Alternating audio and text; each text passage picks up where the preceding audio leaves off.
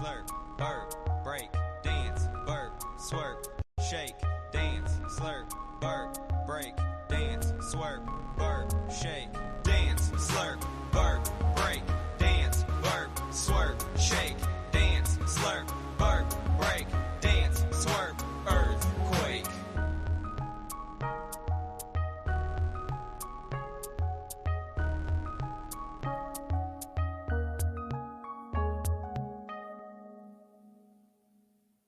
Good day, everyone. Happy Thursday to you all. Wearing my Kannapolis Cannonballers hat today, for those that are doing the What the Hell's on Dan's Head game. This was one of my kids' Little League teams. Until they get to machine pitch or higher, they have minor league teams, T-ball, coach pitch, basically. These are the minors. And then they graduate and they start to get major league teams. That's why you've seen some Kansas City Royals hats have popped up. He was a Royal this most recent season. I don't know what he's going to be in January, but I am excited to add to the wall of hats. It's a terrible wall right now. It needs so much. It has so little personality. I don't even know what that one was. I think I got it at a baseball winter meetings like a dozen years ago. What's under that hat? I got a Visalia Rawhide in there. I got a Visalia Oaks in there. I got Royals, Cal, my Golden Bears, Dodgers, Cannonballers. I had to retire the Montgomery Biscuits hat. It was too gross. That was like a 20-year-old hat now. That is disgusting. So much schwitz, so much sweat in that one. All right, it's not story time. It's not hat story time, that's for damn sure. Welcome, foolish mortals, to Fantasy NBA Today. December the 14th, it's Thursday morning. I am Dan Vespers, and this is your daily recap show, which used to actually kind of be our own show. Remember those days? Those were wild.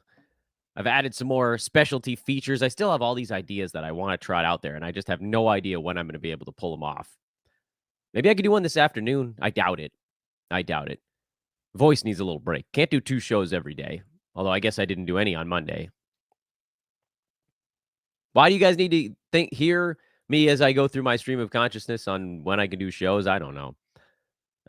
Anyway, couple of reminders here as we hit the ground running. Find me on Twitter at Dan Vespers, DanBesbris. SportsEthos.com, Ethos Fantasy BK. Ethos Fantasy BK is the Twitter handle for your Sports Ethos news feed. Discord link is in the show description. I hope you guys will come hang out with us over there. And also, I haven't been able to do as many live questions. I'm trying to take the ones that are sort of applicable to all. And that means that a lot are going to get skipped these days. So if you have slightly more specific questions, feel free to use the comments board on the YouTube page. That's a good way to get a hold of me. As I mentioned yesterday, I try to keep tabs on those. I don't get to them super fast. So if it's pressing, you're probably going to want to just get a premium membership and go hit up the premium Q&A that runs all the time in our Discord. But if you got time on something, that's a great spot to throw your question in. Let's talk fantasy sports now. 'Twas a 9-game Wednesday. Philly blew out Detroit. Pistons, Wizards, Spurs. They may never win again. Right? Time to give up. Pistons have lost 21 games in a row. They are approaching the NBA record. Spurs have lost a mere 18 games in a row. Good Lord, there are some bad teams right now. The Pistons are really bad. Silly thing is that I think I'd rather watch a Pistons game than a Wizards game. We'll talk about them in a minute. For Philly, Kelly Oubre up to 23 minutes in this game. Yes, 7 out of 9 shooting sort of artificially inflated his number.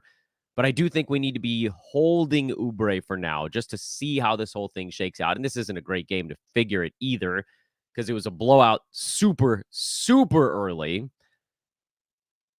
Joel Embiid is a monster. I did say I thought he had a good shot to be the number 1 player in fantasy this year. I did not think that Shea was going to be this far out in front, but I don't feel bad about the previous note. And Embiid has mostly played in ball games. I think he missed, 2? I think Paul Reed had a couple of fill-in games there.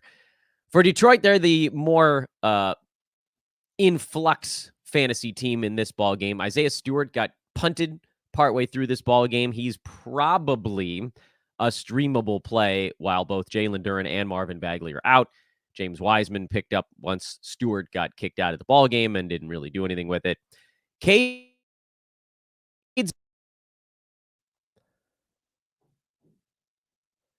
Cunningham.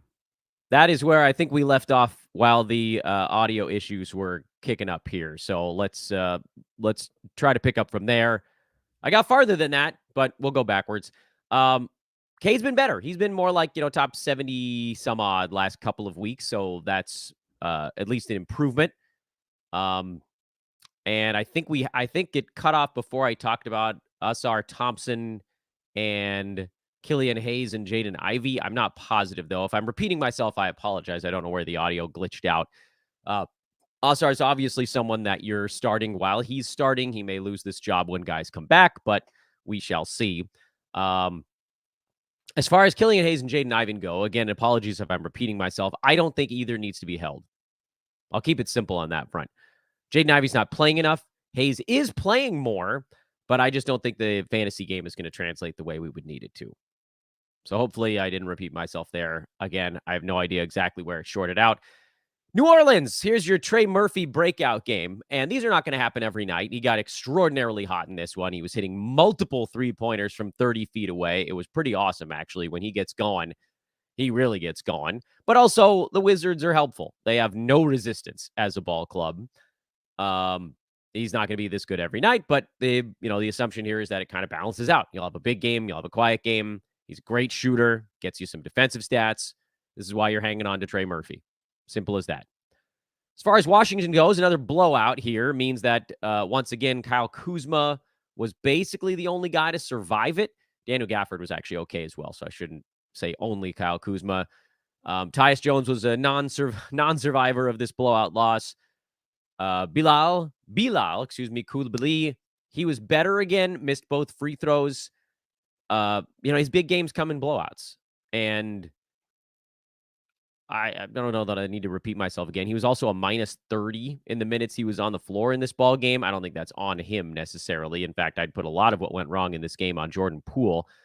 But I'll get to him in just a second. As far as Coulibaly goes, I've said it before, I'll say it again. I've stashed him in a keeper league because I think he could be interesting at the end of the season or going into next year. But right now, there are too many holes in his fantasy game. And you might be like, oh, Dan, it feels like he's been doing really well the last week. Outside the top 200 last week. 13 points, 7.5 rebounds, 2 threes, and 54% from the field. That all feels okay, although, again, 13 points is really not much. He's been a positive in threes, boards, and field goal percent the last week. He's been a negative in assists, steals. Blocks, he's kind of break even, actually, so you'll take that. Brutal free throw number, 42% free throws. He's like 5 for his last 12, and high turnovers. And yeah, maybe these things level off, but so far we haven't seen his ability to hit a free throw, and that's why I'm thinking more down the line. And I don't feel bad about that. But I got to talk about Jordan Poole. I can't get through today's show without talking about how truly awful Jordan Poole looks every second he's on a basketball court right now. He doesn't care at all. Bad passes, bad decision-making, just everything he's doing on a basketball court screams, I'm not into this. He needs to be benched. I don't know if the Wizards have the stones to do it, but he needs to be benched.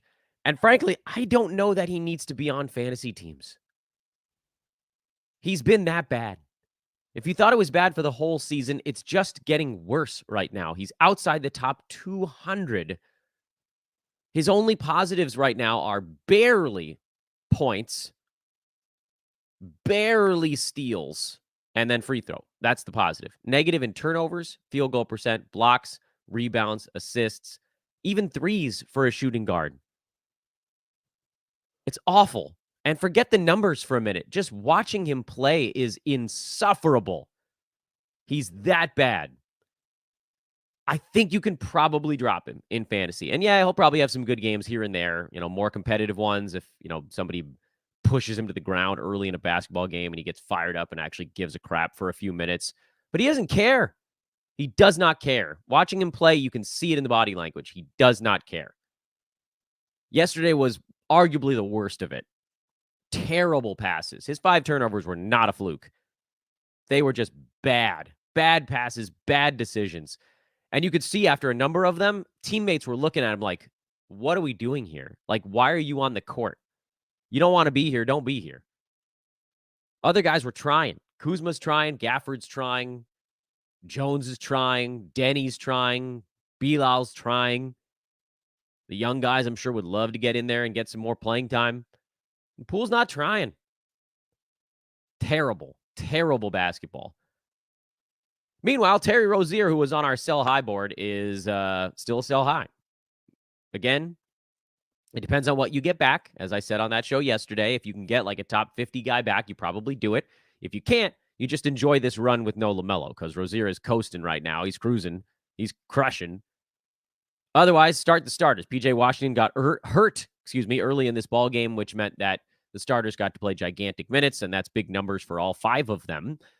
Nick Richards filling in for Mark Williams. That's a pretty easy call. For Miami, we're waiting to find out, and again, those that are watching can see the little questionable tags on their screen. We're waiting to find out if anybody's going to sit the second half of the Heat back-to-back, which would only open up more streaming opportunities. As it stands, Orlando Robinson has cooled off after a couple of sort of surge games. I guess we can take him off of the stream board. Jaime Jaquez came roaring back in this one. And the Heat were able to kind of go small. They weren't super worried about like Nick Richards taking them in the post. So Robinson didn't need to play as many minutes. And, Thomas Bryant was able to play some more of an offensive-minded center. I think we can probably leave the centers alone. Caleb Martin had a poor shooting game. Overall, he actually kind of was okay. I mean, if the shots were going in, this would have been a pretty good one, actually. So I think you can keep streaming him with everybody out. Jaquez bounced back here, but he had been fading, so I'm going to lean away from that stream. Now, if Jimmy Butler and Kevin Love and Kyle Lowry and if half the team takes the second half of the back-to-back off, then my stance changes on a lot of these guys because basically anybody left is a play at that point. But let's say that the Heat trot this same 9-man rotation out tonight. Duncan Robinson's a go. Kyle Lowry's a go. Jimmy Butler obviously is a go. And I think I would probably go Caleb Martin as the last stream there. I think I skip over the other guys now. Hawks had an interesting little note in this ball game, and that was going big. Okongwu, 30 minutes. Capella, 34 minutes. Yes, that's right. They finally went giant, mostly because Okongwu stepped out and hit 3 3-pointers in this game. He said, you know what, I can space the floor. I'll give you some power forward minutes. That's a big deal if suddenly he and Capella can share a floor. And this is why we've said hold all year long. OG Anunoby, Pascal Siakam continue their ascent for the Raptors. It's fun to play the Hawks, though. Everybody gets big numbers, but still good to see Anunoby on the rise. No real surprises on the Toronto side other than, guys getting back where they should be.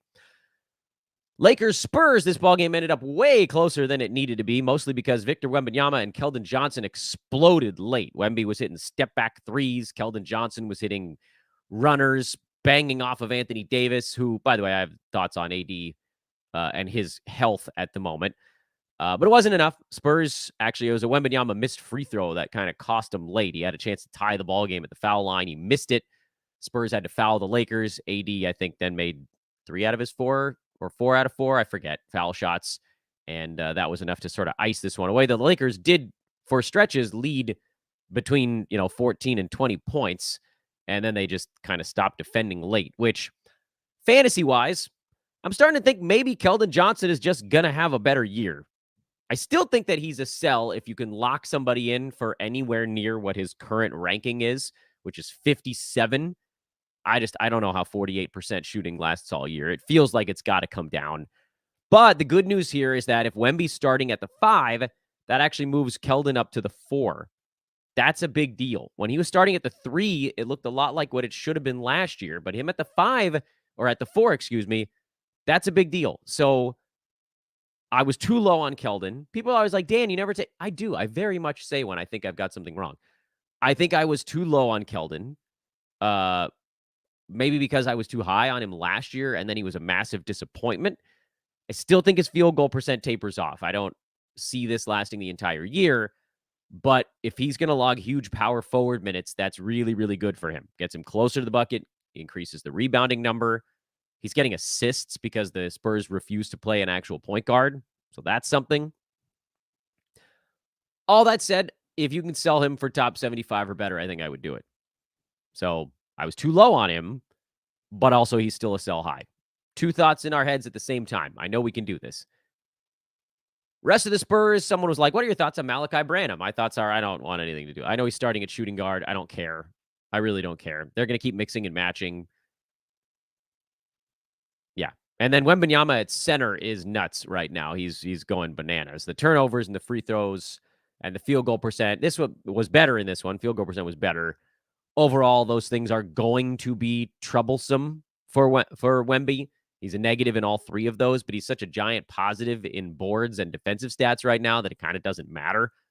He's number 20 overall, and he's been better than that since moving to center, where, again, he still can't shoot at all, but he's averaging 5 blocks a game the last week. Probably not a sustainable number. Duh. But 17 rebounds, like, there's no other guy to take a rebound away from him right now. Enjoy it. Just enjoy it. What else we got going on here? On the Lakers side, there was no LeBron. So, you got more stuff out of Cam Reddish, Austin Reeves, Taurean Prince, D'Angelo Russell. Those were all fairly predictable upticks with LeBron out. Anthony Davis had a huge ball game, but he is moving like molasses these days. He came in with a hip spasm that he hasn't been able to shake for a few weeks, turned an ankle very early in the ball game. I would not be surprised to see AD take Friday off and LeBron come back for that one, and the Lakers try to, again, beat the Spurs down one superstar, because Anthony Davis is moving terribly. Like, he got 4 steals, but that's because the Spurs are a god-awful basketball team. He didn't block a shot. Some of that's Wemby, but some of that's just that he's not moving. He can't elevate right now the way he needs to on defense. He can still play offense, because on offense, you can sort of set your body up to move the way that it's not going to hurt whatever is hurting you. Defense, you got to go wherever the other guy tells you to go. If you're the offensive player you're guarding goes a particular way, you got to be ready to quickly move with him. And Anthony Davis right now just can't. Bum hip, bum ankle. Hopefully he gets a chance to rest a little bit. It'll be good for him long term. I know, again, we're not complaining because the fantasy stats are big, but he needs a breather, and he needs one bad. Let's keep moving. Indy and Milwaukee, they had some post-game fireworks where Giannis claimed that Indiana took the game ball, but then I guess he had it, and so Indy ended up with a replacement game ball because they wanted one of their guys who scored his first non-IST finals game NBA point to get a game ball, and blah, blah, blah, and everybody's fighting over nothing. Anyway, for Indiana, we at least know that there's no sure bet at power forward, so we can move on from whatever questions we might have had there. And for Milwaukee, there's been nothing for ages. They're the same guys you're starting, other than now Chris Middleton getting enough minutes to be a more consistent fantasy play. If you somehow waited out the first 7.5 weeks of the season, more power to you. I still don't want anything to do with Middleton, because the next nagging injury is coming, and then comes the shutdown, not shutdown, but then comes another ramp up, and the minutes are always going to be in check, and back-to-backs are going to be in check. Middleton's going to be a huge pain in the butt, even if when he's out there now, his numbers are probably going to be a little bit better. For Giannis, 32 free throws in this ball game, and dodging a bullet is the understatement of the century, that he made 75% of them. By the way, he's number 18 this year, despite punt free throw situation going on, despite being one of the worst free throw by volume guys in the NBA, because he's averaging 32, 11, 5 assists, 2.8 defensive stats, and just running away with the field goal percent volume winning board. And so if you went Giannis in the first to punt free throws, you're cooking with gas these days. With gas, I should say. Another 6 blocks for Brook Lopez. I ain't got any problems there. Still number 21. Brolo. Memphis, another big game for Jaren Jackson. He is flying up the boards now. He's up to number 50 after dropping outside the top 100. That buy low window has officially closed. Hopefully you guys all went and got him when I put him on the buy low board 3 frickin' weeks in a row. We wondered who might take some shots to replace Desmond Bane. The answer was Derrick Rose, who took 14 shots, as did David Roddy. I'm assuming Bane will be back for the next ball game, so we can basically ignore everybody other than JJJ and Bane on this team. And Ja Morant is now about to come back because what are the Grizzlies at? 23 games in the books, 2 more games. And then Ja's back. We'll also probably see Marcus Smart. Both of those guys should be on rosters to see how things happen when they come back. Biggest free agent, waiver wire type news of the day does actually come out of Houston, where Tari Eason logged 27 minutes and went for 25 points, 14 rebounds, a steal, a block, and 3 3-pointers. Dylan Brooks did foul out in 28 minutes, so that obviously helped the cause. Jalen Green was also really, really bad in his 24 minutes, which actually not all that unusual these days. Alperen Şengün has had a little bit of foul stuff, but mostly just wasn't playing all that great in this one. JJJ was working him over. And so you got some different lineups. Jayshawn Tate got some extra playing time because of that. Jock Landale didn't, by the way. Jeff Green picking up some of those backup center minutes. So yeah, Houston's rotations were odd in this ball game, but I don't care. Tari Eason, we know, is a fantasy juggernaut in starters level minutes. And right here, he's sort of just sub starters level. Maybe not going to go for 25 and 14, but he's an amazing rebounder, very good at getting steals. And if he's really adding the 3-ball, well, that's a huge reason to add just to see what happens. So try to add Tari Eason anywhere you can. After his last ball game, I think I said, if I can remember the exact words, probably not, but I'm fairly certain that the report from a couple days ago was, if you got dead weight to cut, Eason, you can add now. If you have exclusively players you want to hold on to, give it one more game. Well, we did now. This was one more game, and Eason was amazing. So add. See how it goes. Deal with it from there. The Knicks, behind a very poor game from Jalen Brunson, lost to Utah. This is sort of an unforgivable loss, especially when you consider the lineup that the Jazz were trotting out. But at least Julius Randle's continuing his hot run. Dante DiVincenzo got warm. You can ignore it. Isaiah Hartenstein played 29 minutes. He didn't do much with them, but if he's playing that many minutes, he needs to be on rosters. I mentioned on yesterday's show, he's not going to get assists like he did in previous stops in his career when he was handling some sort of high post passing situations. That's just not how the Knicks run their offense. So it's going to be points, sometimes mostly rebounds, defensive stats, and field goal percent for Hartenstein. Typically, that'll be enough. Meanwhile, Josh Hart got 29 minutes and did nothing. Every time I think I can get back on board with Josh Hart, he does this. So what the hell is Josh Hart at this point? He's number 131 on the season overall. I know he got off to sort of a slow start, but this is a bad ball game. Somehow over the last 2 weeks, he's still number 106. So right now, I'm inclined to say, let's give Hart just a little bit more leash and see what happens in the next ball game before going back to a drop. Because the minutes have been better, and by and large, the production has been better. And sometimes there's just one really, really bad ball game. And that's what I'm going to hope this is. But if the next one is quiet, we'll go back to a drop. I'm just going to hang on one more day. One day more. Meanwhile, for Utah, the starting lineup is now out, I think. Keontae George got hurt. They're expecting him to miss at least the next couple of ball games. I think they came out and said at least 2 games. That means it'll probably be more than that. Lauri Markkanen came back. I think are they on a back-to-back or no? Let me triple check myself on that. Utah's not on a back-to-back, are they? They are. They're on a back-to-back in Portland. That's a tough one. So he's probably, the expectation is that he might sit this one out for a tanking team. I don't know why they would play him, but you never know. Still, Walker Kessler, again, off the bench, came back for this ball game, played behind Kelly Olynyk, still got a decent fantasy line out of it. But Utah's getting weird, man. Utah's getting weird. But here's the thing. Let's start with the guards. Keontae George is out. Jordan Clarkson is out. We know those guys are out for at least a week between the two of them, probably longer, meaning we're finally far enough down the pecking order to where Colin Sexton is going to get significant minutes. He needs to be added for the next week. That's probably it. This is not going to be a long-term thing, but he needs to be on rosters for the next week. Okay? because he doesn't do that much typically besides score at a decent clip. But with the number of guys that are out for this team, he's kind of going to have no choice but to do enough of that, I think, to be fantasy relevant for a week. Fontecchio bounced back in this one. I sort of don't care. John Collins could return at any moment, and that's good enough for me to say I'm just not going to worry about it. Kelly Olynyk as the starting center, in my mind, means we stream him, but I kind of need to know if he's actually going to be the starting center again or if it's going to flip back to Walker Kessler.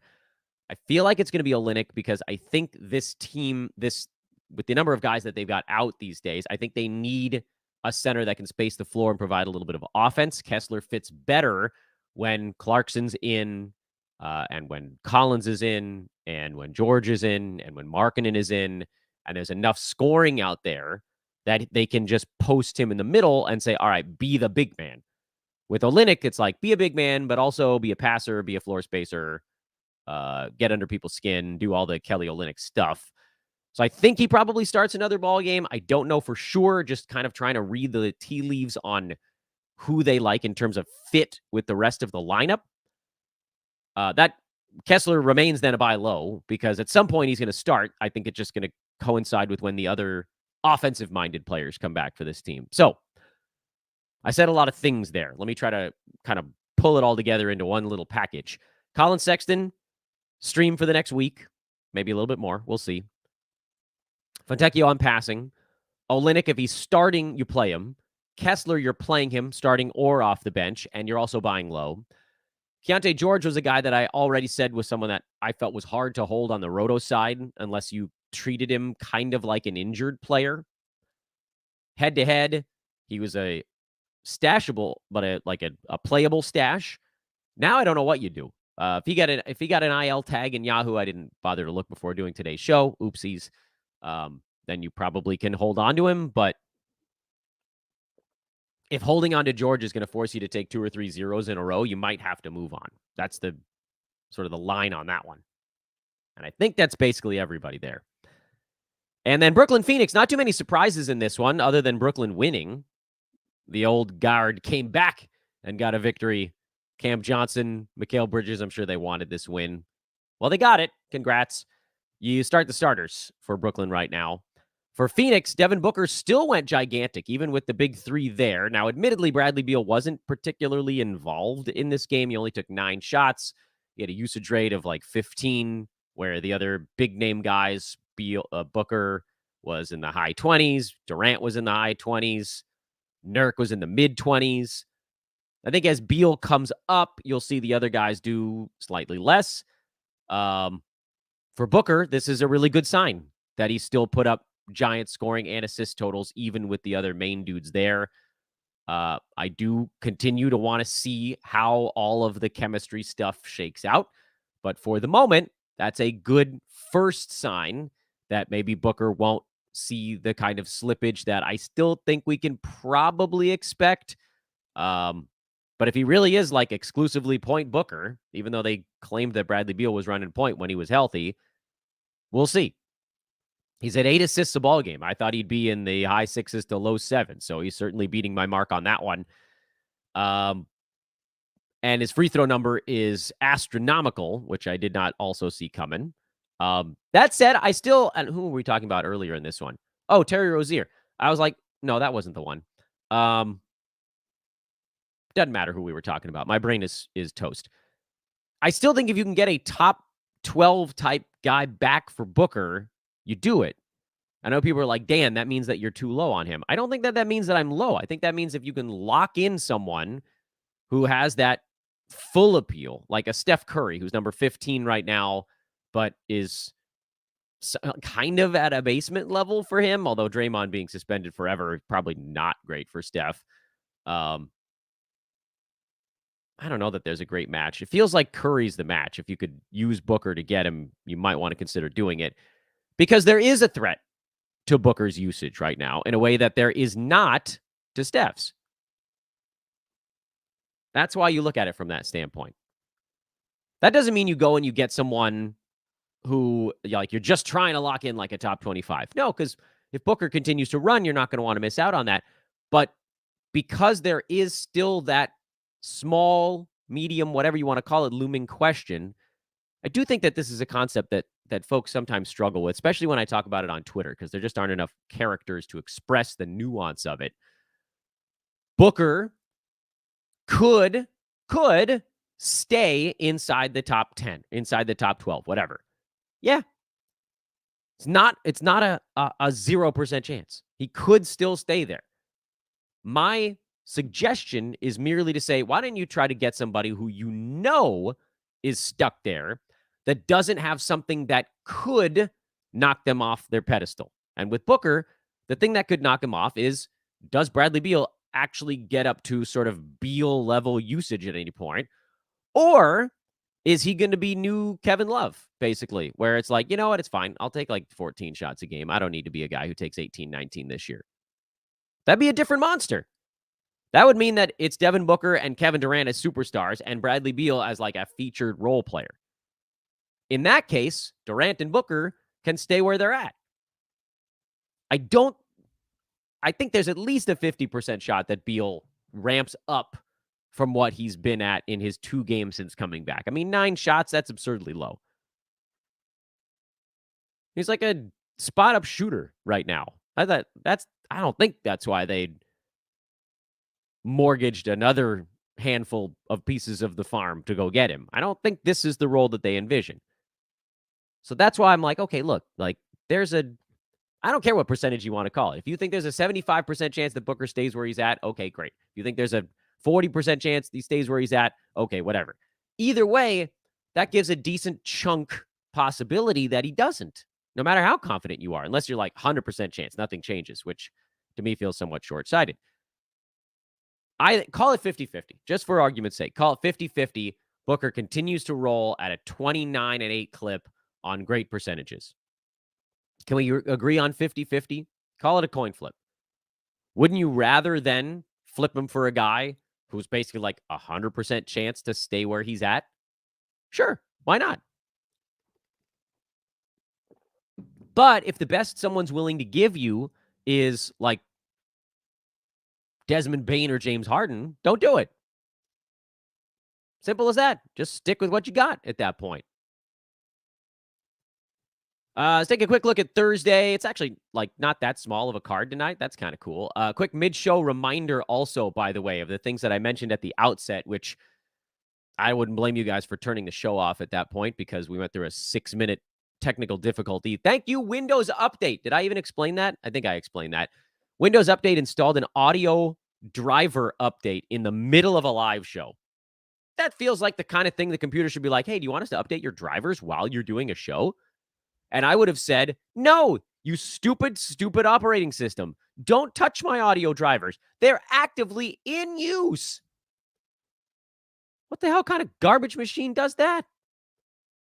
Anyway, so those of you that joined us after my rage-fueled rant at my audio drivers, come hang out with us in Discord. Link is in the show description. That's number 1.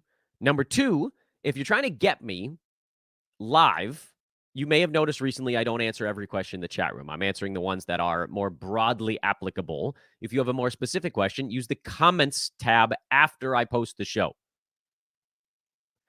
And frankly, you can start to do that now. If you're like, oh, I've been posting these questions about my 2-for-2 trades I'm thinking in the chat, just throw those in the comments instead. No, I'm probably not going to get to those in the chat room. That's number 2. Number 3, I'm on social at Dan Bespris. Definitely come locate me over there if you haven't already. DanBesbris. I'm hoping at least one of you does that every single day. Number 4, Sports Ethos and sportsethos.com. Ethos Fantasy BK. That's hard to remember. Ethos Fantasy BK for basketball is the Twitter feed for the Ethos News.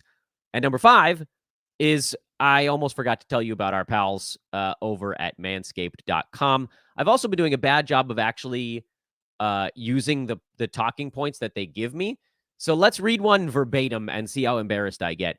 Santa baby, the season for a fresh cut is finally here with the sponsors of today's show, Manscaped. Manscaped.com. The leaders in below-the-waist grooming have just launched their 5th-generation lawnmower to help you hairy son of a gun, avoid another silent night in the bedroom. Where? Look, even if you're not getting frisky, and this is me taking some liberties with it, at least your bedroom will have the rhythmic hum of a sideburn trimmer. Take your special snowflake. Take care of your special snowflake. I read that wrong. With Manscaped, and watch your... Oh, I don't like this. Watch your South Pole shine like never before. Oh, that's gross. Come on, Manscaped. That's gross. Anyway, get the best stocking stuffer of all by going to manscaped.com using code ETHOS20, ETHOS20 for 20% off and free shipping. Mrs. Claus will thank you, they say. Again, that's 20% off and free shipping with the code ETHOS20 at manscaped.com. Oh, they're so naughty with their live reads. That's why I usually just make crap up on the fly. Naughty, naughty Manscaped. All right, what do we got tonight? Cleveland is at Boston. Not much in the Cleveland-Boston game. Is this a rematch? Am I remembering that right? Didn't they just play 2 days ago? Was Cleveland-Boston a game on Tuesday? Yeah, Boston won by 7. Cavs could really use Evan Mobley back. I haven't seen an update on him yet this morning. So wait on that. Yeah, I think that's it. Chicago, not much there. I mean, and again, we sort of like drew the stash line ahead of Patrick Williams these days. Caruso's questionable, I believe. Miami, just waiting to find out if anybody's resting for the Heat. And then otherwise, we can get right back into the streaming stuff. Timberwolves, whether or not Anthony Edwards plays is something. Jaden McDaniels, by the way, is also questionable, so they might get him back. Not that that really changes much, but if those guys are back, that probably puts a dent into the Naz Reid heater that's been going lately. Just keep your watch on that. Dallas, got to find out who's in, who's out. Seems like Dante Exum is playable these days, depending on who's out. That could change. We know Kyrie Irving's still out, and that's obviously the big one. But again, you're watching Dallas to see who's playing. So then you can think about Exum, you can think about Tim Hardaway Jr., et cetera, et cetera. Very difficult back-to-back for Brooklyn in Denver. There's a reason the Nuggets are favored by 9.5 points in this game. Presumably, Jamal Murray will be back. We shall see. I think he's probable last I saw. Jokic was ejected in the last one, so he'll play. KCP, I think, is the only question for the Nuggets right now. Utah, we just talked about a bunch. They're in a tough travel back-to-back up in Portland. Jazz are down a lot of players. But again, we just talked about Colin Sexton being interesting. Olynyk if he's starting, and so on and so forth. For the Blazers, do they get Brogdon or DeAndre Ayton or both back for this game? That would dramatically change who's doing what out there. So keep your eye on the health report for that team too. Thunder, nothing. Kings, nothing. Again, other than the fact that I still think Keegan Murray is a buy low, if you can believe that. I think he's going higher. And then Malik Monk's been cruising other than everybody sucking in their last ball game. Warriors and Clippers is an interesting one. Clippers have been playing well lately. Paul George is, I believe, questionable for today's ball game. If he's out, you could probably stream Norman Powell. But I would argue that the more interesting side of this one is the Warriors side. Because Draymond Green, all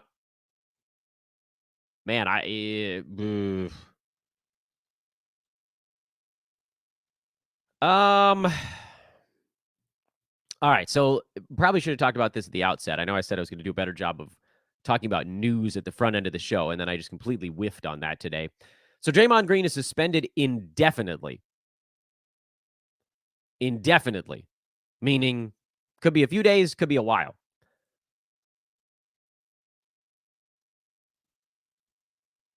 The thought and the reporting suggests that Draymond is going to have to go through some sort of counseling and get help for his constant outbursts and attacks happening right now. And it is out of control. What do I think? I think it's probably 10 to 15 games, if I had to guess. It's a total guess, so I could be way off, but that's kind of where I'm at on the how long do we think Draymond's out. But also, Clay's been bad. Wiggins has been atrocious. And Steve Kerr's finally giving younger guys more opportunity. So Brandon Pajemski, we talked about, I think, on yesterday's show. He's probably an ad right now to see how this shakes out. We could end up seeing more Dario Saric. I don't know that he makes the cut for 12-team roto leagues, but when their schedule is good, he's probably good enough to stream in head-to-head. And then Jonathan Kuminga was already an ad even before Draymond got suspended, and this is only going to sort of further solidify that. And I would argue he's probably my favorite of the bunch because, again, he was already taking a leap in Steve Kerr's eyes, and now there's just 30 minutes that opened up. So even if he's not playing great on a given night, they almost have no choice but to give Kuminga some run. He has issues with his free throw percent. Sometimes other stuff gets in the way. He doesn't get quite as many steals and blocks as you'd think, given his athleticism. But we've seen scoring, we've seen rebounding, we've seen some threes, we've seen seemingly a little bit of progress in just his overall demeanor. So, Steph, you're starting. I think I'm still starting Clay. I'm not starting Andrew Wiggins. I'm definitely starting Chris Paul because he went huge the last time Draymond was out. That's good because a lot of our fantasy teams have Chris Paul around here. Podziemski, Roto, coin flip. I probably sit him because anytime I'm on the fence with a guy, I don't play him against my games cap, but head-to-head, you can go. Sharch, probably a head-to-head go, not a Roto go for me. And then Kuminga, I mean, we're going to have a window here to sort of scout it out. I wouldn't mind if you sat him in Roto for a game, but he's probably going to get to do some stuff. And the only thing you run into here is, is he going to be dealing with Kawhi Leonard a lot? Because that could make this particular ball game a little tougher. But overall, I think I'm starting Kuminga in most spots right now and just kind of seeing how it goes. Good job burying the lead, Dan. Tomorrow, perhaps I'll remember to do the news at the front end of the show, but today I did not. All right, here's my quick scan of the very busy chat room. Holy crap, you guys posted a lot of questions. Oh, my goodness. All right, I'm going to scan through them. Apologies to those that are listening after the fact, especially without the video element where you guys can see me like rapid fire trying to robo scanning this thing. Let's see. One question was whether I'm talking 8 or 9 cat. I'm talking 9 cat most of the time on this show. Is Markelle Fultz a drop?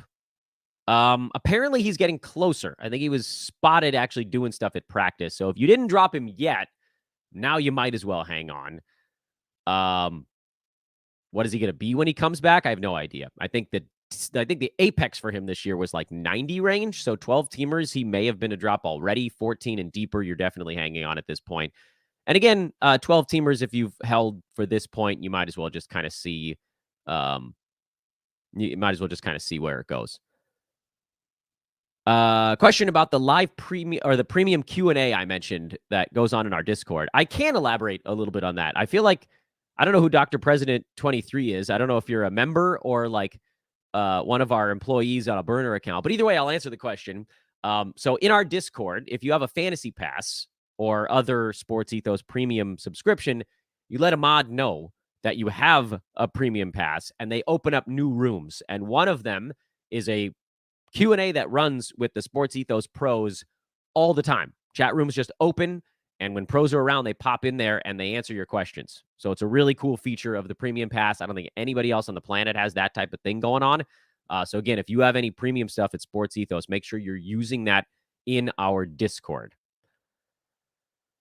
Okay, this is where my everything went down. Thank you, you brutal computer. In fact, I know you guys were all trying to tell me in the chat room, and I really appreciate that, but it was an alert that popped up in the corner of my monitor that said, installing Realtek audio drivers. And I went, what do you mean, computer?